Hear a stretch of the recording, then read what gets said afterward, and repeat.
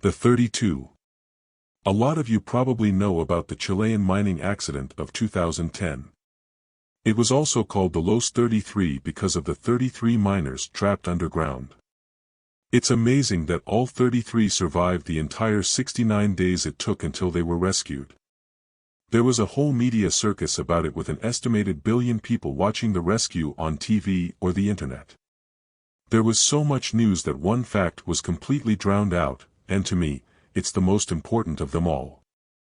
I became interested in the topic because of a school paper I was writing. I mentioned the project to my grandfather, which was a terrible mistake because he is zealous about school. He was trying to get my mother to enroll me in an international baccalaureate college prep school at first grade. Education is my future. He wishes he had those opportunities when he was a kid. I'm an ungrateful brat for taking my fortune for blessing, you know the drill. Anyway, he wouldn't let me use Wikipedia or any easy source for the essay. Instead, he called up his old friend who actually worked on the rescue crew in Chile. So what should have been an hour-long paper turned into an hour phone interview, 3 hours of driving, and a whole book about rescue operations. Who since the internet was invented ever needed to read a book about anything? Meeting the rescue worker guy was pretty interesting though. He had tan leather skin like you'd expect to find on a car seat instead of a person. His accent was a little thick, and sometimes he couldn't find the right word so he had to switch to Spanish. I know next to zero Spanish, but my grandfather would make me write down everything he said verbatim so I could translate it at home. Granddad literally said, if you try to take the easy road in life, life is going to take the easy road with you. Right up your ass.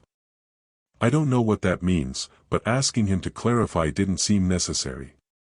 About halfway through the interview with the rescue guy, my grandfather got up to go to the bathroom. I was asking questions about how many people were down there, and he kept saying 32, or 32. The movie is even called the 33, everything online says the 33, but he was adamant. Then he gave me this weird look, like he was shell-shocked or something. The kind of blank look you expect to see Holocaust survivors wearing. He leaned in real close, and started rattling off some stuff in English and some in Spanish, and I did my best to keep up. It wasn't until the car ride home when I was able to translate what he said. I checked it half a dozen times. I even ran the transcript by my grandfather, who is fluent, but still made me do my own translating first. Here is what we put together. All the media, the news, the story spinners, they all say 33 miners were trapped. And why wouldn't they? 33 people came out of that mine. The miners were trapped 700 meters in the ground, there was no way in or out. But the miners who come out, right when I first pull them out, they all say the same thing. There were only 32 miners trapped. They count and they count. Every day, every few hours, so everybody taken care of, and then one day they count again and there is 33. They were a band of brothers. You can't go through an ordeal like that and not become family, and they stuck by each other. They ever said one of them didn't belong. But I heard stories. They say one miner didn't sleep like the others. He just sat against the wall and hummed some tune nobody recognized. They say one miner didn't eat like the others, but they didn't complain because they had to save their provisions. They say one miner, they know who but they no telling, one miner didn't talk about his family or friends or wanting to get out. All this one miner talked about was how comforting the darkness felt. How they, the trapped miners, were the lucky ones. That the earth only swallowed them to keep them safe. While all the rest would drown in a sea of fire of their own kindling. This isn't about the paper anymore. Next week I'm going to drive back to see my grandfather's friend. I'm going to try and track down the unexplained miner and see what happened to him. Finding one of the miners was a lot harder than I expected. Don't get me wrong, I didn't think it would be easy. I figured that most of them would still be living in Chile, and that's still a hell of a road trip from Texas.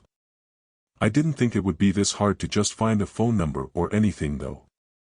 After the media storm died down in 2010, it seems like nothing changed for the miners. Most of them were laid off because of that mine's closure, and those that did find a new mining company suffered through the same intolerable working conditions.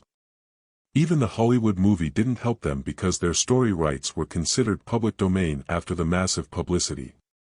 All those men got was a pathetic $7,000 compensation for their time spent in hell. The more I searched, the grimmer the story became. Over the last 7 years, they have been dying one by one. A few from other mine accidents, others from health complications undoubtedly exasperated by their ordeal, but more than anything, suicides. I get it, they'd had a hard life, but it was the manner they killed themselves that was the most unsettling. Self-immolation. There were a few bullets, 1 poison, 2 jumpers, but mostly I found account after account of miners dousing themselves in gasoline and burning themselves alive. It was difficult not to connect the incidents with those haunting words from the 33rd miner, and all the rest would drown in a sea of fire of their own kindling. It was my grandfather's friend, Vicente, who found a lead. 2 of the miners who were invited to the film premiere in Los Angeles had decided to stay in America. Vicente found a recent article which followed up with the pair about the incident, although both had declined an interview. It was still about an 18-hour road trip, but after I shared my research with Vicente, he volunteered to make the drive with me. I convinced my grandfather that I wanted to use this research for my future graduation thesis, and he convinced my mother to let me go. "What are you going to ask them?" Vicente asked on the drive. One of the conditions for the trip was that I help him practice his English, and he talked non-stop the whole way. "I'm going to ask them to help me find the 33rd miner. The one who wasn't human." "El Diablo," Vicente said. "And if he's one of the 2 you meet? What do you say to him then?" "I guess I'll tell him to go to hell." I meant it as a joke, but neither of us laughed. "Or find out why he's here. And if you don't like what he says, you will stop him." I didn't have an answer then, but I had plenty of time to think about it on the drive to LA. We found one of the miners' addresses by contacting the newspaper which tried to interview him. Vicente told the reporter that he and the miner were old friends, an account made credible by his first-person details of the rescue operation. Vicente told the reporter that he could persuade the miner into accepting the interview if we only knew where he lived, and voila. I guess private information is less important than a shot at a successful article. Vicente and I were soon walking up the dilapidated staircase of the apartment, although even calling this dump an apartment seemed insulting to all the other residences which share a name. The walls were covered with grime thick enough to sink a finger into. Trash, dirty diapers, and decaying leftovers littered the hallways, and on every floor we heard either couples fighting, women screaming at their kids, or loud drunken sex. I'm glad Vicente was with me when I knocked on the door. "Come in." Vicente and I exchanged a quizzical expression. If I was living in this kind of neighborhood, I wouldn't invite strangers in. Vicente shrugged and opened the door. It was almost surreal walking inside. Fresh white paint on the walls, spotlessly shined kitchen counter, a sterile chemical smell like a hospital. It was like stepping through the door into a different world. A middle-aged man blinked his black, sunken eyes at us. His dark skin and hair looked a lot like Vicente. He could easily have been Chilean. He was sitting on a sofa which faced a blank white wall. There weren't any books, or TV, or anything. I can't imagine what he was doing before we came in. "Have a seat." The man patted the cushion beside him. There weren't any chairs, and sitting next to him on the sofa seemed uncomfortably familiar. I shifted my weight from leg to leg and looked to Vicente for help. "Sorry to just show up," Vicente said, obviously uncomfortable as well. "I hope we didn't interrupt nothing." The man looked back at his blank white wall. He shrugged. "Are you a survivor from the mine?" I blurted. Vicente put a hand out to caution me, but I kept going. I was writing a school paper on, well, I wanted to know about, who was the 33rd miner. The one who didn't belong. Didn't belong, he asked, still addressing the white wall. He was the only one who did belong down there. Can you tell me about him? He pulled a notebook out of his pocket and began writing something down. I looked at Vicente, and he smiled encouragingly. All those hours in the car, and this was all I could think about. I was finally going to get some answers. The man offered me the notebook, and I moved close to take it from him. Augustine, 3006, West Burbank Boulevard, Los Angeles. Ask him yourself, the miner said. Will you go with us? I asked. The miner shook his head, still not looking at me. If there's something bad going to happen, you have to tell us, Vicente added. It's too late, the miner replied. A shudder passed over his body as though he were shivering from a cold wind blowing from the inside out. He's the last one left, and it has already begun. Why was he still looking at the wall? I started to move around in front of the sofa to force him to look at me when. Look out! A hand landed on the back of my shirt and yanked me hard. I spun to the ground, still clutching the notebook. I tried to push Vicente off, but his old hands were like iron. It wasn't until he had dragged me almost out the door when I noticed the man on the sofa was holding a handgun. BLAM. Vicente let go of my shirt and stared with me. The miner had opened his mouth and put a bullet through his own brain. The once perfect white wall behind him looked like an open wound. Vicente grabbed me by the shirt again and dragged me from the room. After that grisly spectacle, Vicente refused to let me keep searching. He was ready to drive straight through the night, all the way back to Texas right then and there. He didn't want to call the police. The reporter knew we were going to visit him, but he didn't know who we were. Vicente figured that if we just left the state now, we'd never get tangled up in this any more than we already were. I saw it differently though. If the last miner really was the only one of the 33 still alive, then Vicente and I might be the only two people who knew something was going on. We had a responsibility to find out more. It was all I could do just to convince Vicente to get a motel for the night before driving back. I used the extra time to beg and plead with him, but it was impossible to get through. Let him burn himself alive for all I care. We never should have come here. I might as well have been begging the sun not to set in the evening. I waited until Vicente fell asleep before slipping down to the street to order an Uber. A dark sedan swept me down the unfamiliar streets, but I was so wrapped up in my own thoughts that I didn't even speak a word to the driver. I wish I had though. I wish I'd asked him to wait and make sure I was okay, but he's gone now. It's going to just be me and the devil. This isn't a house or an apartment building though. I was standing outside a crematorium. What if the miners simply worked here now? By the time they were opened again, Vicente would be awake and we'd be driving back to Texas. I circled round the building, looking for some clues, or staff directories, or anything. Maybe this was an unhealthy obsession for me. Maybe I should just let it go and stay out of trouble like Vicente. But trouble is there whether you're looking for it or not, and it's best to know what's coming before it hits you. There was a light on in the back of the building. It took about 10 minutes pacing outside in the darkness before my heart slowed to a familiar rhythm and I was ready to approach. I knocked on the door. No answer.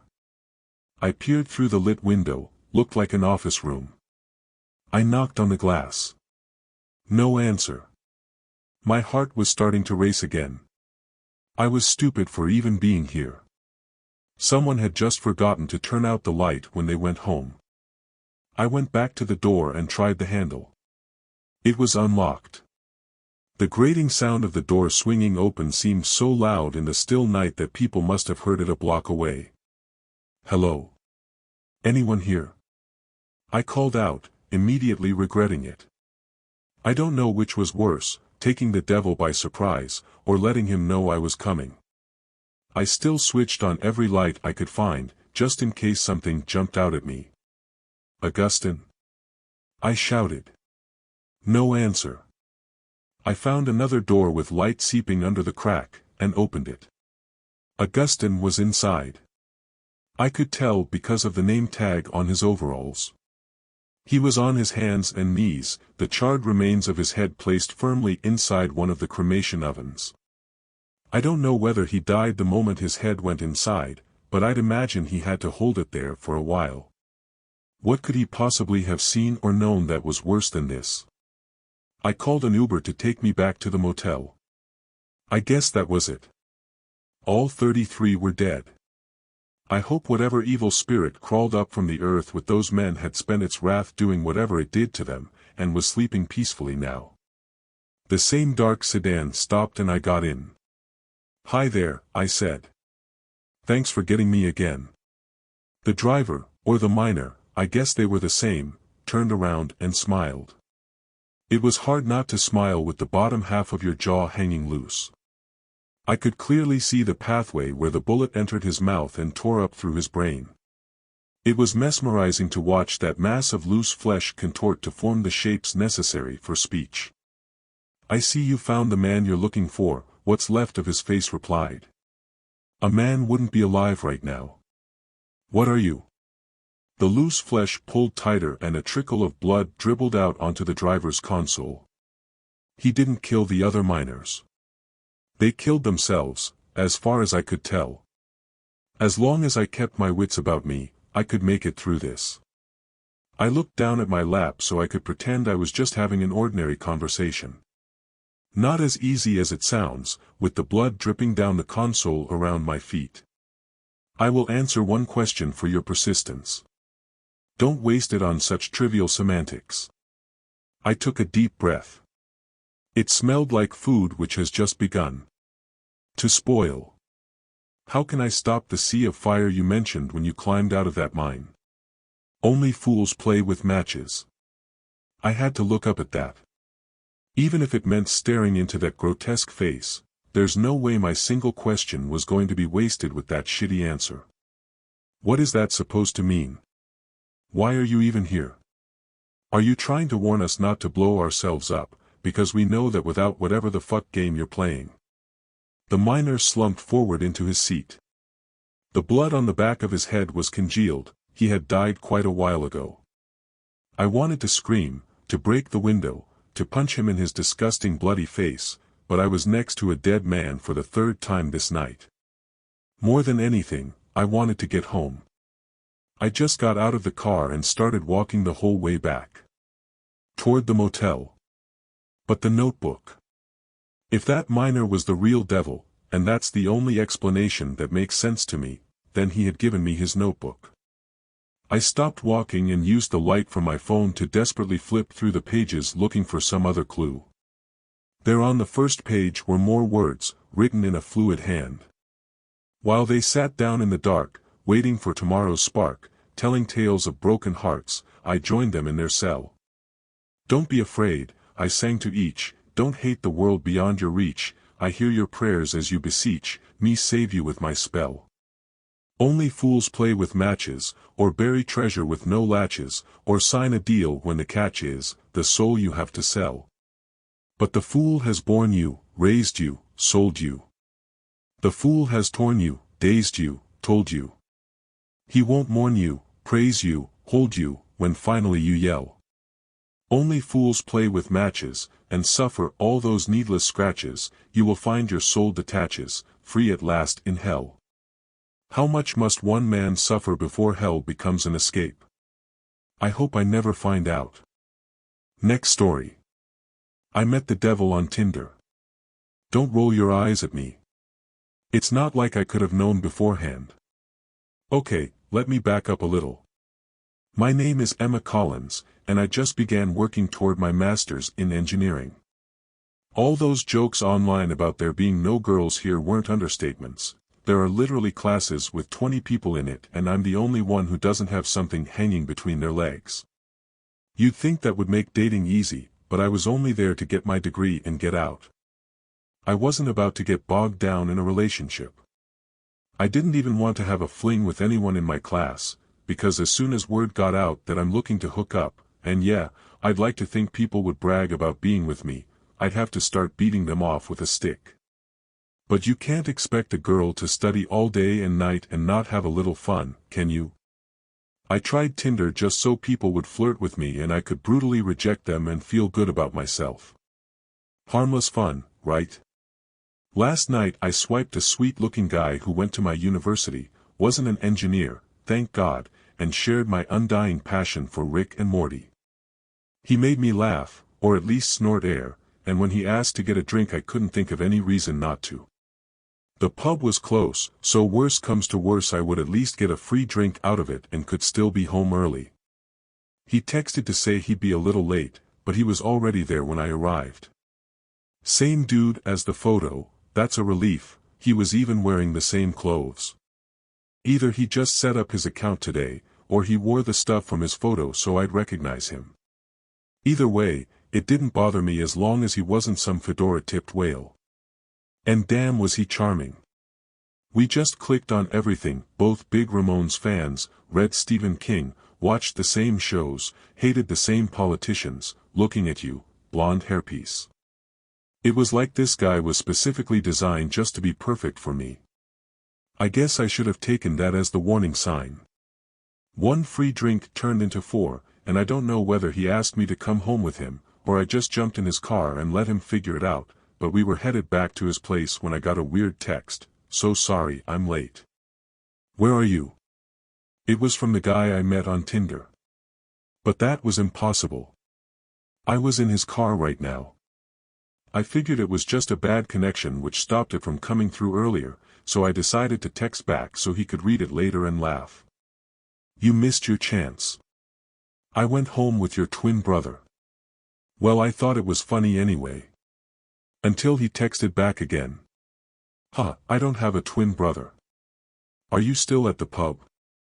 I looked. Between the phone and the driver. The car was dark, but it wasn't dark when I met him in the pub. He was the exact same person from the photos. The guy was pulling into his driveway now. He put his hand on my leg and smiled at me. I should have asked questions right there. I should have just got out of the car and run home. I should have done anything except what I actually did, which was kiss him. We went inside together and it was dark, but when he pushed me up against a wall, I didn't fight it. Not until the handcuffs clicked over my wrists. Okay, so we don't have all the same interests, but I was cool. I could roll with it. I strained against the restraints to kiss him again, and that's when he put the gag over my mouth. Now this was getting too much. I tried to pull away, but he forced me to the ground. There was a trapdoor leading down to a basement, and he let go of me to open it. I was able to roll over and look at him, but it wasn't the same person who had stood next to me a moment ago.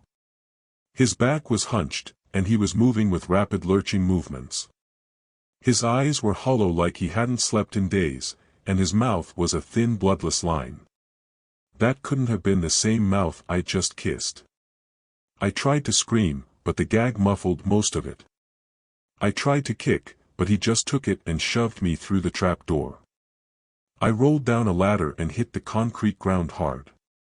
Like I could feel my bones rattling and blood in my mouth hard. Then the light above me disappeared.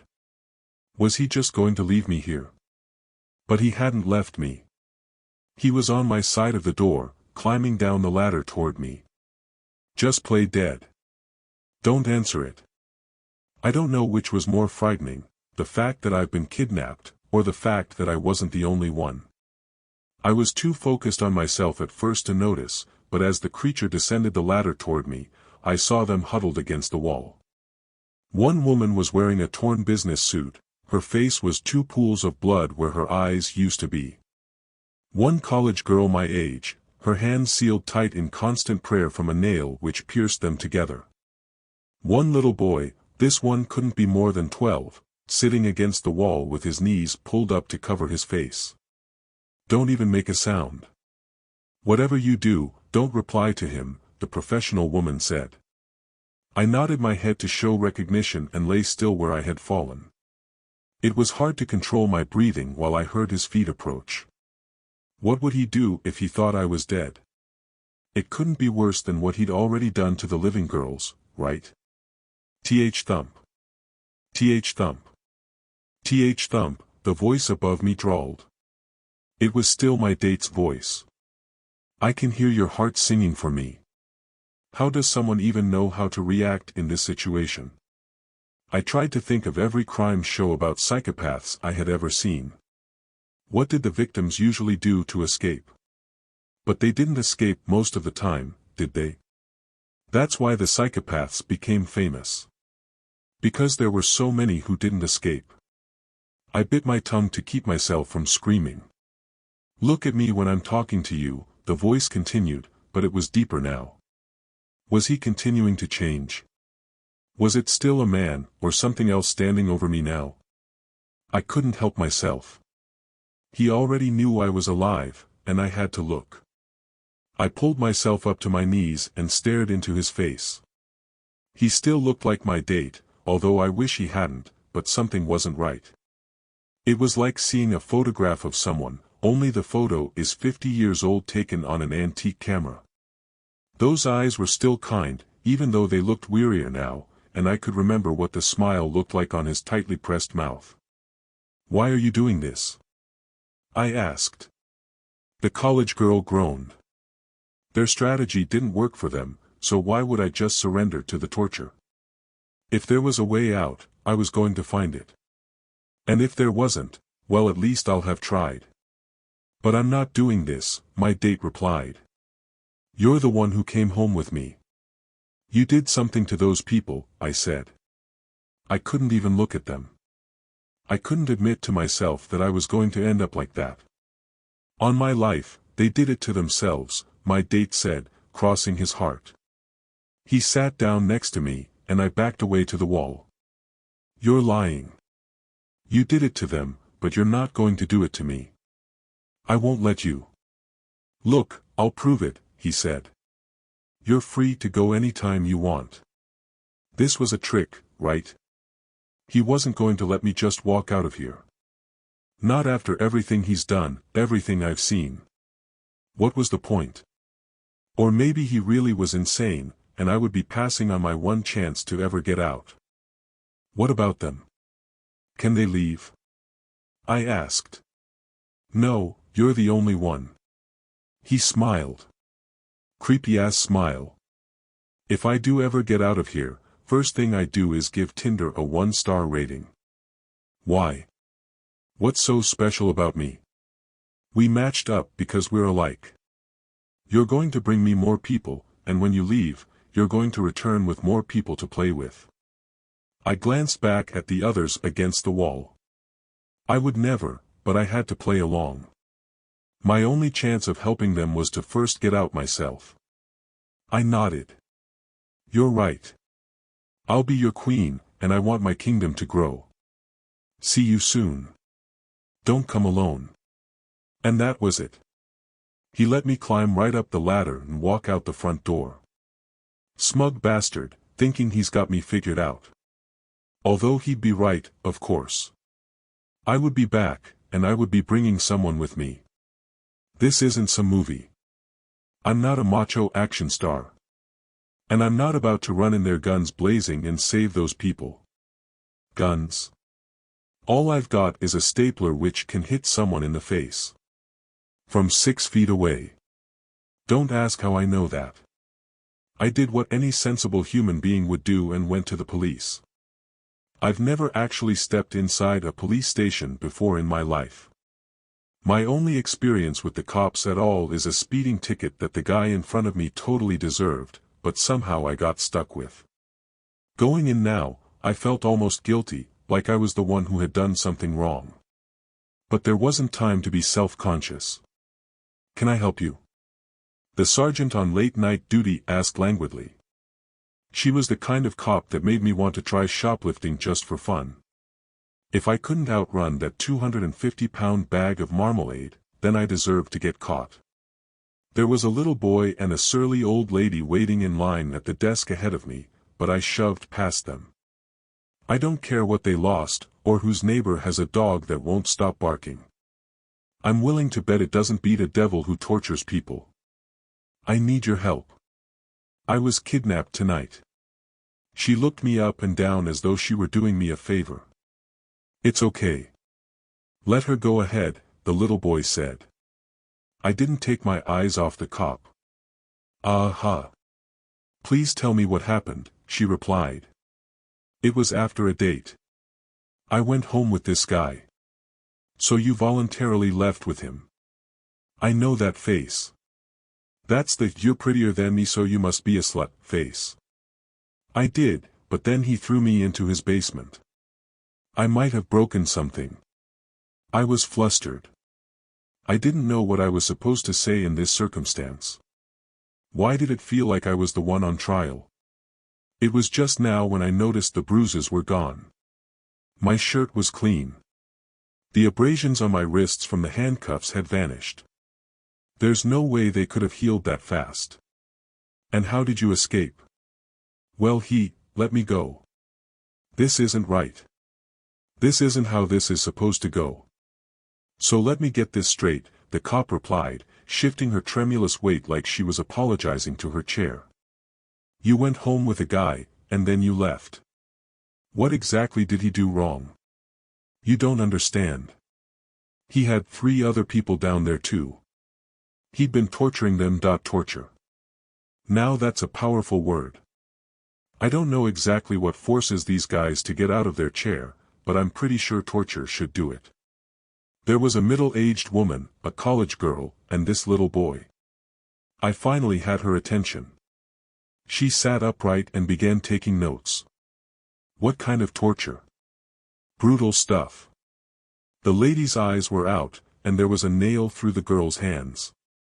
I didn't get a good look at the boy. "How old was he?"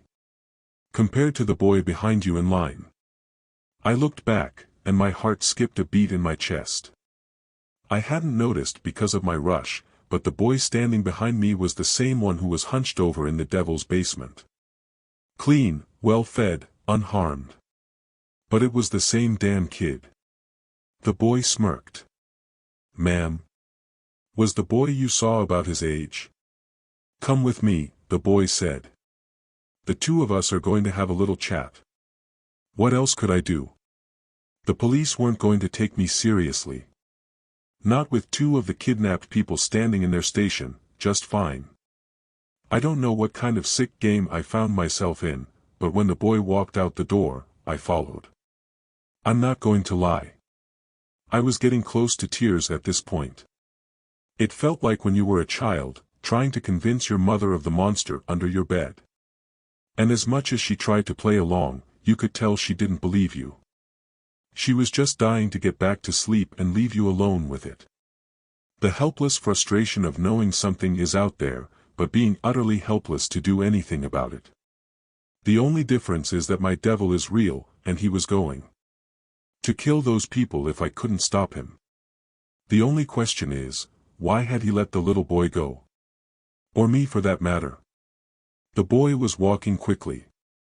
He kept looking over his shoulder at me to make sure I was following, looking at me with wide terrified eyes. Now he was running.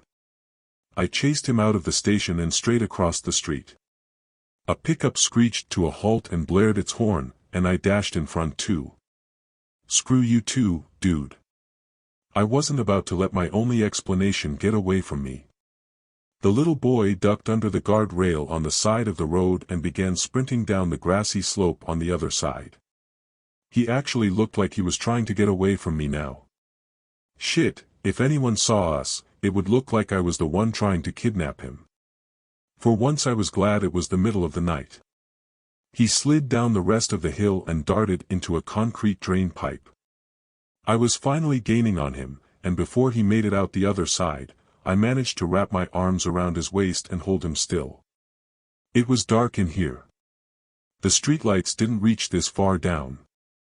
All I could see was the terrified little boy and the concrete around us. "Let go of me. Let me out," he screamed. "What are you talking about? You're the one who told me to follow." "No, I didn't. Let me go. Do you promise not to run away?" "How could I? The door is locked, so let me go." "The door? What door?" I let him go and he collapsed to the ground. He crawled over to the wall and pressed himself there, glaring fierce little daggers at me.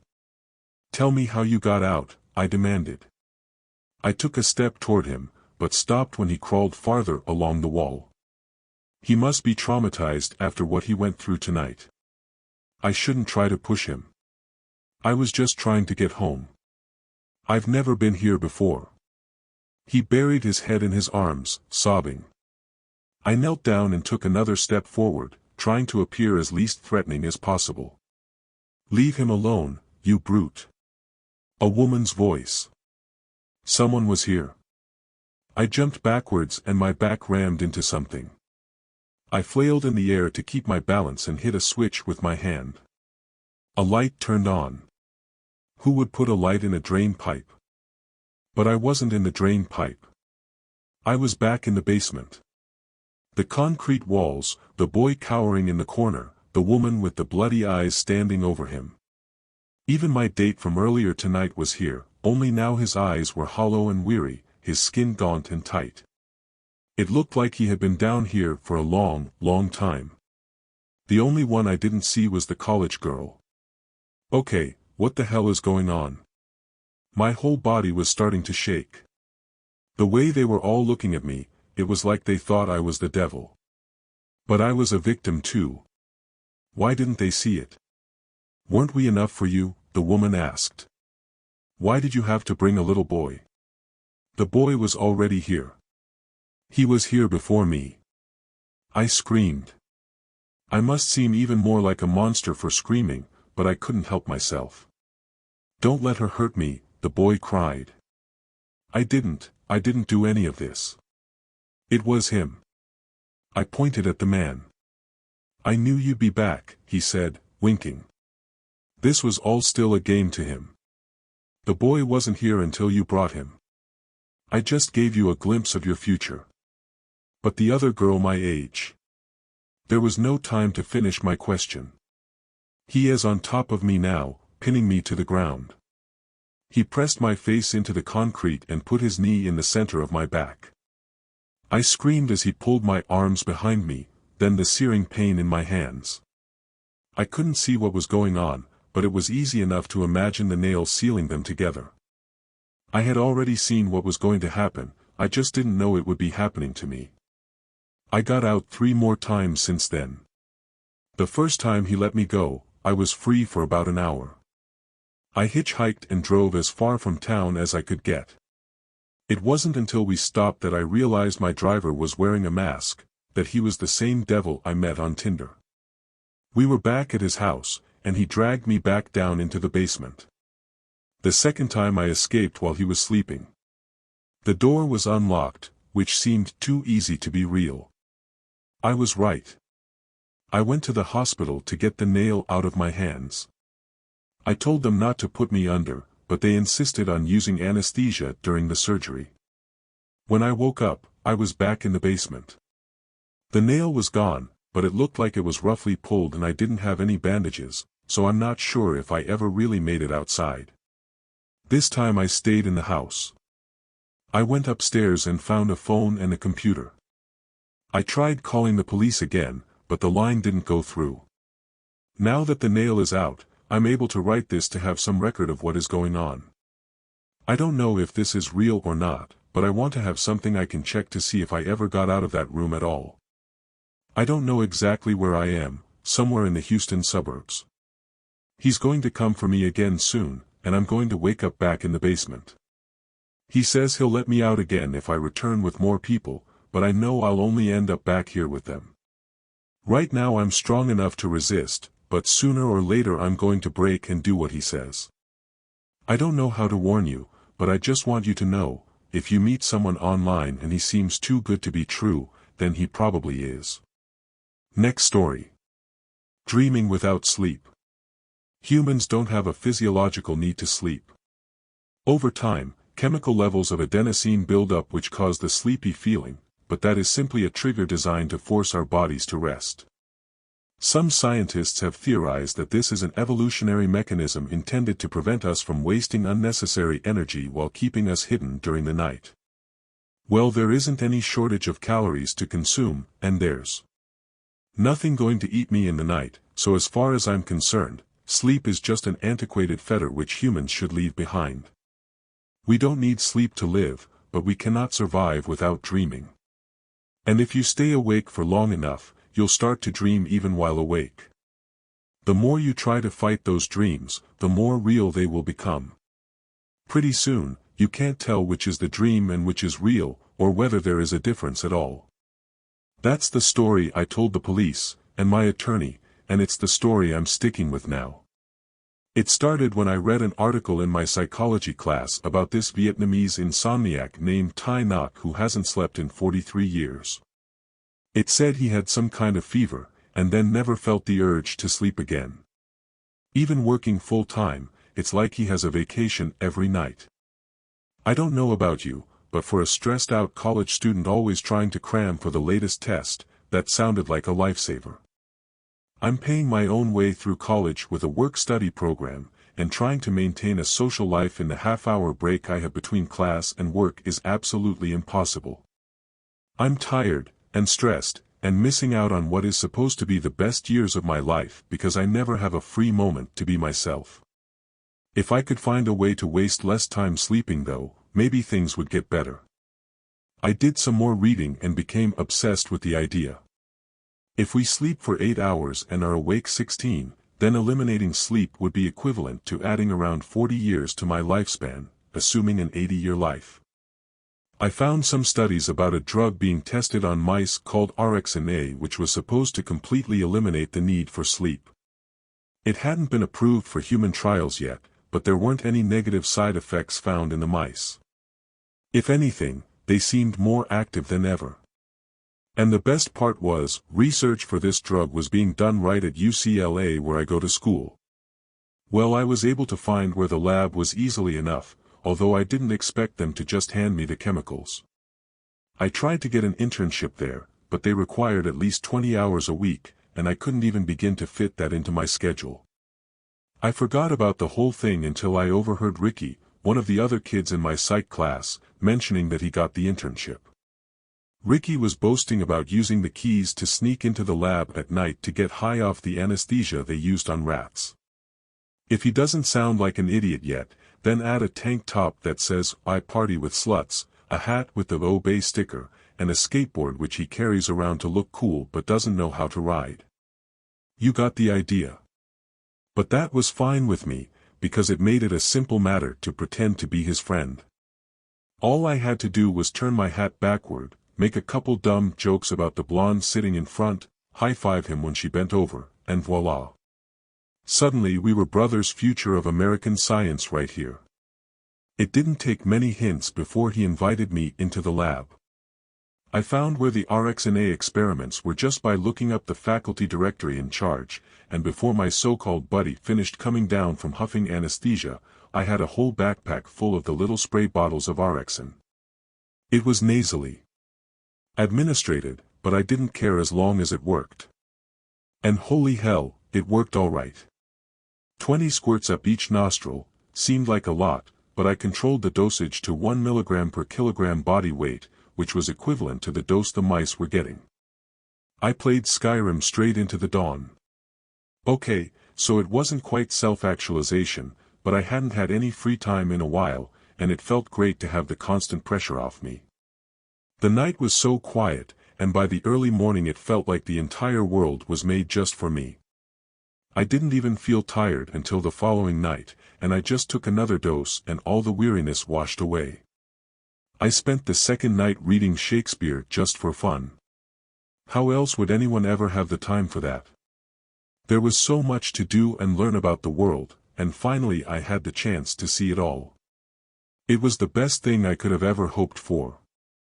The one thing the mice hadn't mentioned during their experiments, however, was that you can still dream without sleeping. They started on the third day, little visual abnormalities that danced around the corner of my vision. Patterns, or shapes, or textures just drifting idly by. I actually enjoyed them at first, but the longer I went without sleep, the more real they became. By the 5th day I actually started seeing fully formed people walking alongside me. They were always in my peripheral vision, and as soon as I turned to face them, they disappeared.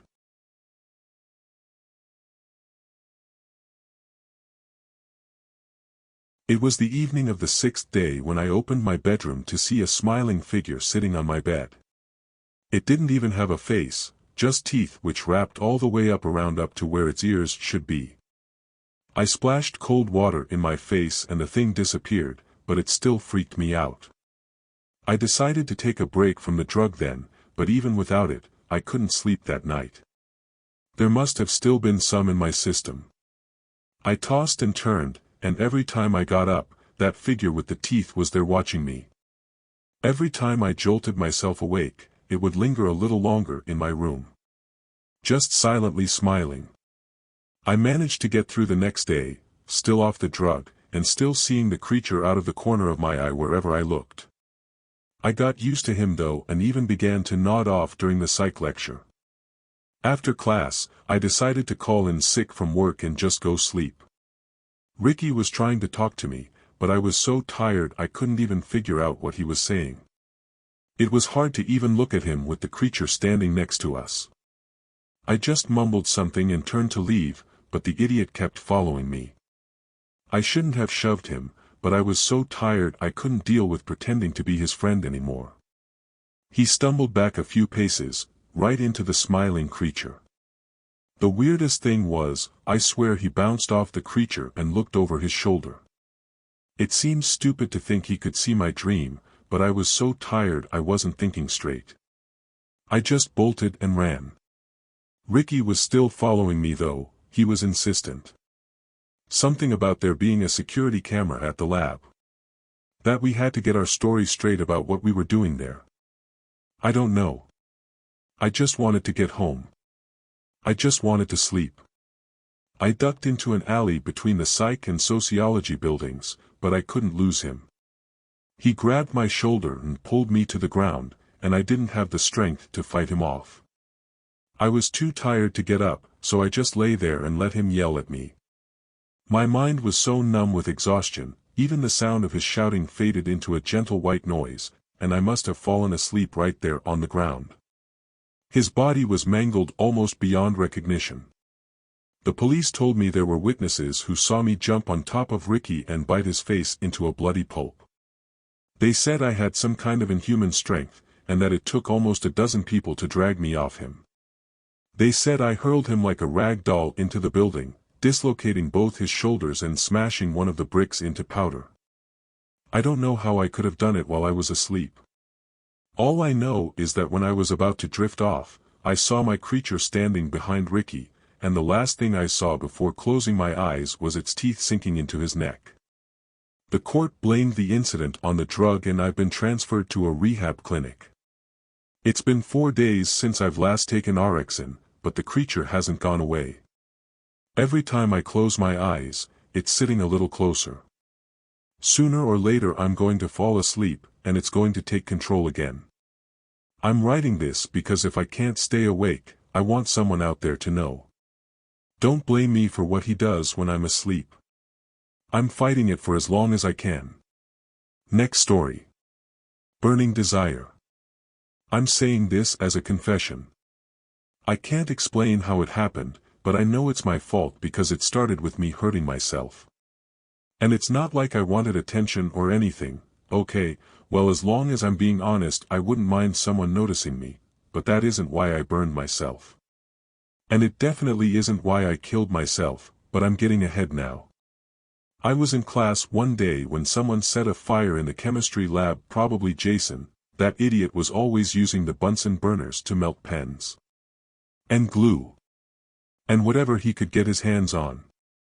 Anyway, the fire drill started and the whole high school was paraded out into the parking lot like we practiced during drills. Everyone was laughing and screaming, and I'd just gotten out of a math test I wasn't ready for, so I didn't mind.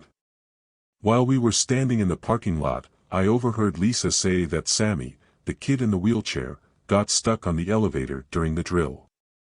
It's not hard to overhear things since I hang on her every word, but you would too if that blonde goddess was standing next to you wearing a punk plaid skirt and a sweater almost tight enough to see through. What was I saying? Oh right, well rumor had it that another kid went back into the school to get Sammy out. No one knew who it was, but they were already talking about him like he was a hero. That's when I had an idea. I could just burn the edges of my clothes a bit, and then Lisa and all the other kids would think I was the one who went back in for Sammy. I could be the hero. And even if the real hero did come forward, well I had the burns and he didn't, so who were people going to believe? I kept my head low and stayed away from anyone who might recognize me, which wasn't very hard since I didn't have a lot of friends. Or any, I guess. I was new and it would take time, I just hadn't expected it to take more than a semester for anyone to recognize me. But that's okay, because after today, I was going to be the hero. When the bell rang for us to go back inside, I darted straight to the bathroom. There's a place under the sink where some of the seniors hide a box with cigarettes and lighters. I pulled the box out, found a nice black Zippo lighter with a skull on it, and here goes, the fire springs to life. Well, turns out polo shirts don't light up as easily as I was expecting. I blackened a few hairs, but this wasn't nearly enough for people to think I walked through a fire. I used a pen to open the Zippo at the bottom and poured all the lighter fluid onto my shirt. My heart was pounding, I was excited. I couldn't wait to come back to class and watch Lisa's face sparkle with awe. I didn't even take the shirt off, I wanted a few burns. Enough to show how tough I was. Just as I was about to light the fluid, my mind played a funny trick on me. It looked like the skull on the lighter was smiling.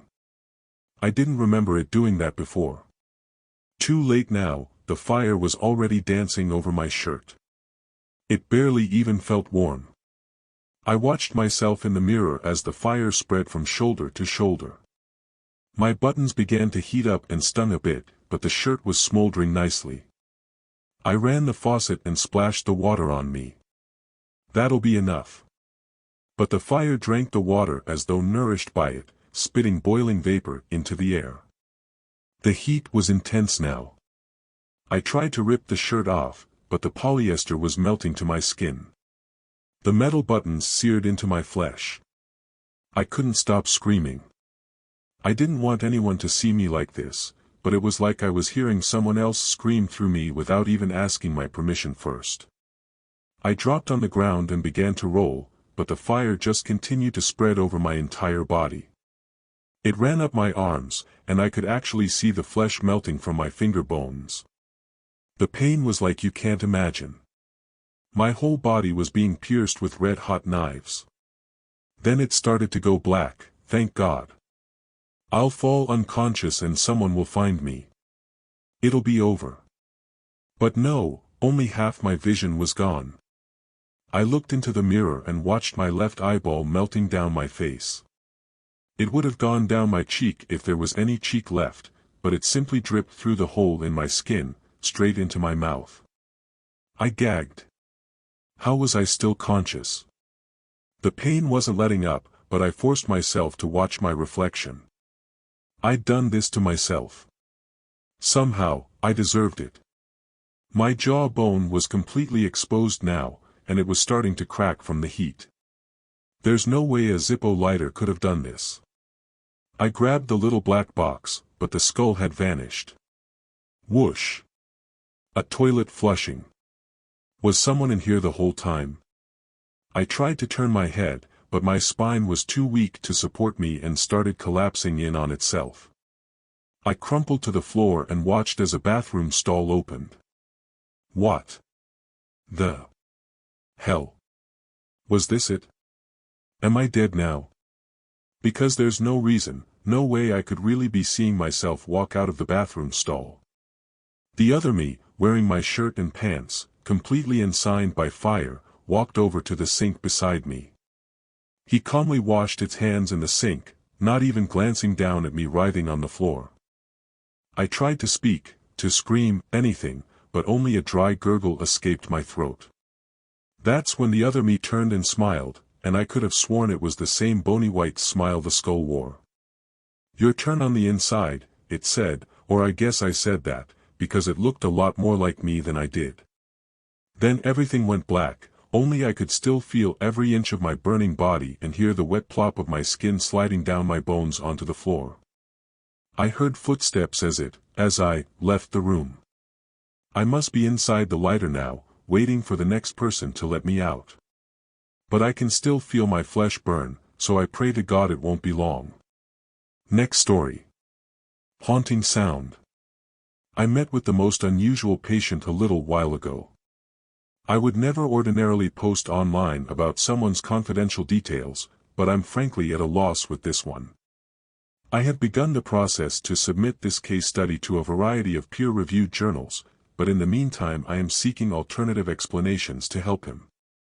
Since I'm telling the story anyway, I suppose there's no use denying it. I could also use some help myself. I earned my MD at Johns Hopkins School of Medicine with an additional 4 years residency at the Baltimore Bethesda Fellowship. Next came 5 years at the Union Memorial Psychiatry Hospital before I opened a private practice, which I've now run for the last 12 years. I have encountered everything from a blind synesthetic who can still see visuals through sound, a schizophrenic who tried to kill herself right in my office, and an obsessive-compulsive who tightened his shoelaces so relentlessly that both feet lost circulation and had to be amputated. I thought I had pretty much seen it all until this latest patient. I will protect his privacy by referring to him as Mr. X. Mr. X's symptoms were innocent enough, just a ringing in his ears which wouldn't go away. He'd visited numerous otolaryngologists, but as there was no discernible cause for the ringing, he was referred to me to decipher the psychosomatic source of the phenomenon. During our first meeting, he didn't make eye contact with me, nor did he ever speak above a whisper. He just stared at his hands, endlessly wringing them against each other. He'd been doing it so obsessively, in fact, that his fingers were rubbed raw and bloody. I made considerable progress on the first day, and with the aid of some anti-anxiety medication, he was able to look me in the eye, although the hand-wringing continued. "Can you hear it, doctor?" he asked me during the second session. "Of course not. The sound is not coming from a mutually accessible environment. The sound is a fabrication of your mind." I wish now I hadn't prescribed the anti-anxiety medication, however. That I'd kept those black, lifeless eyes pointed away from me. He pulled his gaze away from the ground and looked at my face, and it seemed as though the effort it cost him resembled how you or I might struggle to gaze at the hideous disfigurement of some elephant man. That's when I began to hear it too, that soft ringing, like church bells inside my skull. "How about now? Do you hear it now, doctor?" he asked. And that smile, that twisted grimace of satisfaction, somehow he knew I could.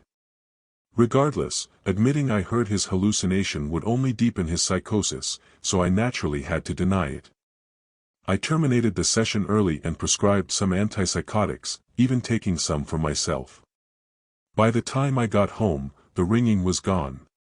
In our third session, the ringing started again as soon as he entered the room. The pitch wasn't consistent like it was before though. It rose and fell with melodic rhythm like a whole orchestra was welling up inside of me. Mr. X just stared and grinned. I don't think he even cared about getting better anymore. He was just relieved at not being the only one to hear it.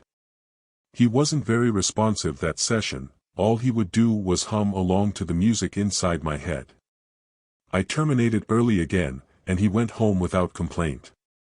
As he was leaving, my secretary asked me where those strange bells were coming from. I increased the dosage, prescribing some to myself and my secretary as well. The phantom sounds went away again, but the moment Mr. X was back in the room with me, the music would swell up. My racing heart pushed blood through my veins in rhythm with the beat, and my head would throb from the intensity of those notes reverberating around my brain. I'd started wringing my hands too, just as something to distract myself from the noise. By the end of the fourth session, the skin around my palms was wearing thin and there was blood beginning to seep through. I hadn't even noticed how hard I was clenching them together. As you might imagine, I referred him to another doctor. He called no doubt to complain, but I told my secretary to let it go to voicemail. I didn't care, I wasn't taking him back. And if that were the end of it, then I would have simply hung up my coat and retired that day, but the sound hasn't left me. If anything, it's growing louder, and I had even begun to hear a choir join in with the orchestra. My secretary didn't come in to work today. I'm here all alone, at wit's end what to do. I've tried every cocktail of medication I can think of, but it's only left me feeling worn out and hollow. The sound is still there. I didn't want to be alone here, but somehow my office is the only place I felt safe. I tried to call my secretary to see how she was doing, but I never worked the phone system and must have pushed the wrong button. I just got the voicemail from Mr. X, but I was so desperate for an answer, I still forced myself to listen to it. Here is what he said. As long as the music plays, you're all right. All the world is a stage, and all of life a play upon it, and as long as the music sounds the show is still going on. I didn't come to you because I was afraid of the music. I came to you because I was afraid it would stop. I spent the rest of the day calling patients and referring them to new specialists. I called my building manager and opted not to renew the lease on my office. I went home, with no intention of ever going to work again. The music is getting quieter every day now, but that's only making me more anxious. I've tried calling Mr. X again, but his cell phone is out of service. I called the doctor I referred Mr. X to, but he never showed up for his appointment. I even went so far as to visit the address listed on his medical forms, but it was just an abandoned theater. I don't know how much longer the music will play for, or what will happen when it stops, but until then I'm just wringing my hands and waiting.